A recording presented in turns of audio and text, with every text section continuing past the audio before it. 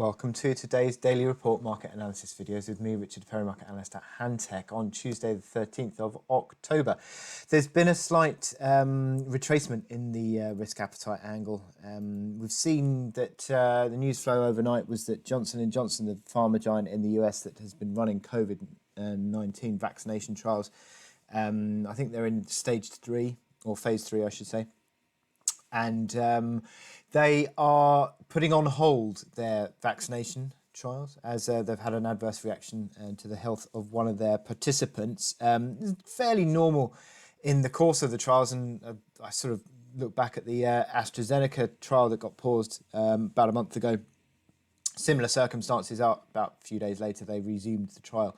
So the likelihood is that it's just going to be a near-term bump in the road for risk appetite. And what we have seen is that we've seen that the dollar has just climbed a little bit higher off some recent lows, around that 93 mark. And that has dragged the dollar sort of stronger against all these major pairs, really. Euro, sterling, yen, Aussie dollar, Swiss franc, and also Canadian. Not, I might add, the Kiwi dollar. So that seems to be the one outperformer today, but it's also weighed on gold and silver, although gold and silver are quite a long way off their earlier session lows. 1909 was the low on gold before it rebounded. So unwound those losses. Equity markets also lower. And what we have seen also is that the S&P 500 accelerated higher in recent days. And that's generally surrounding the outlook for the election, but also the prospect of fiscal stimulus.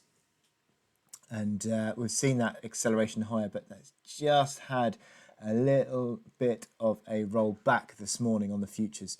But we do have the start of earnings season for Q3 today, and it'll be interesting to see how corporate earnings come out of what was possibly a bit of a tricky quarter, but certainly seemed likely to be way better than they were in Q2.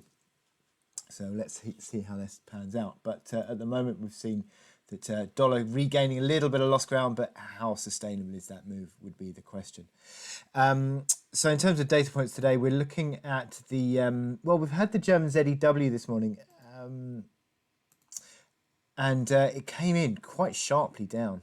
Look at that, 56.1 down from 73 expectation, driven by current conditions, especially. Although the current conditions were better than expected, I think the expectations component would have also been negative there. And subsequently, what we've got is that the euro is not performing especially well. But the main focus for today, data-wise, is on US inflation. Now, what we have seen are these numbers that have been picking up, actually. Headline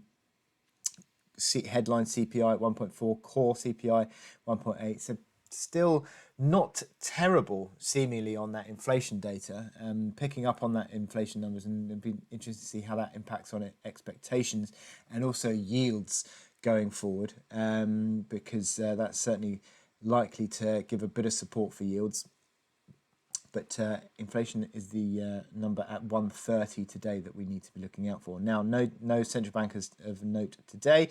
So we're looking at our chart of the day, which is the Australian dollar. Now, the Aussie it's at a little bit of an inflection point, really. It's been in this downtrend. The rally that we saw last week just faltered at that downtrend, and also the 72.40 old resistance level. So that's clearly a level that the market will now be watching, 72.40. But just falling over again. But there is this prospect that this is now developing into an uptrend. We've got a higher low and a higher high. So that is the bedrock of a new trend higher. Little turning over on the RSI. You'd want to see that above 60, really, and MACD lines above neutral. But the stochastics are strong. They're at multi-week highs. So pointing towards the prospect that weakness is now a chance to buy. So you've already seen the hints of that this morning at today's reaction, 71.65 and back above 71.90 again. That's a bit of a pivot line as well, 71.90. So closing back above there was a bit of a breakout last week above there. So holding back above that would be still a positive and sort of put pressure back on that downtrend again. That comes in at 72.30 today. But a closing break above 72.40 would be the key move. it would certainly put in place that this is a growing uptrend of some strength, and then higher highs and higher lows would be building, and you'd be sort of pointing towards the next resistance, 73.45 and possibly 74.15.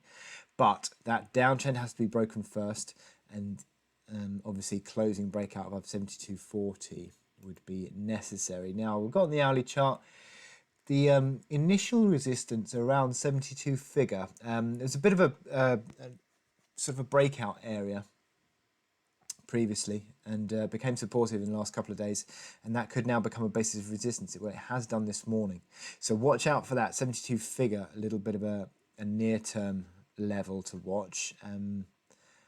But yeah, the support, as I said, 71.65, well 71.63 to the pip, but 71.65 area would be where you're looking at the initial line, where that uptrend comes in at 71.45 today. So with that in mind, I wish you good luck in your trading today. Click here to subscribe to our analysis videos. Go to our website, sign up for our webinars, and click to watch Trader Talks, our videos that give you top trading ideas.